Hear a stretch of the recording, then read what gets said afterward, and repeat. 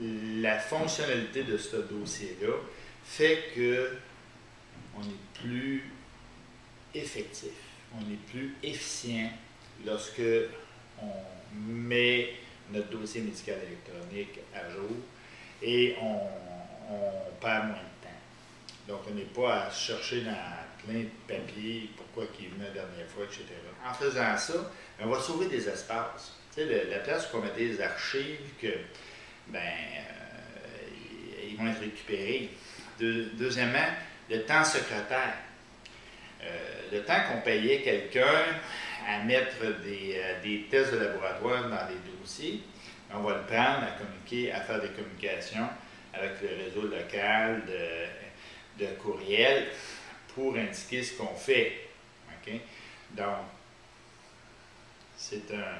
Puis, pour avoir visité quelques cliniques qui sont... Tout le monde était en dossier médical électronique, vous sauvez du personnel. Vous sauvez du personnel, mais ce personnel-là peut être affecté à la réception des demandes, à l'humanisation des soins.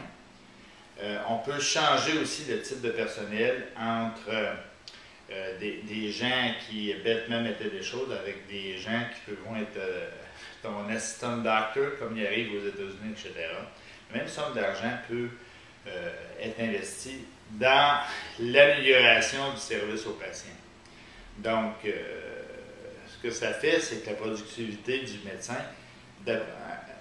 ce que j'en vois, est améliorée. Un coup que c'est installé, là, de 10 à 15 bien, 10 à 15 sur le nombre de médecins au Québec, bien, tu vas chercher facilement un 600, 800 médecins de plus là, au Québec. Donc, qui peuvent voir 3, 4 patients de plus de façon adéquate, okay, et non précipitée, et avec le dossier médical électronique.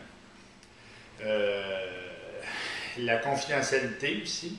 Il n'y a pas de dossier qui traîne nulle part. Il y a des codes d'accès. Donc, vous regarderez dans certaines cliniques, les dossiers papier traînent partout, ces bureaux, okay, avant de le mettre dans les archives, etc.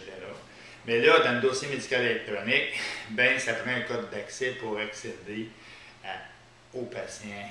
Et ça, je pense, au point de vue confidentialité, il y a encore aussi une nette amélioration à ce niveau-là.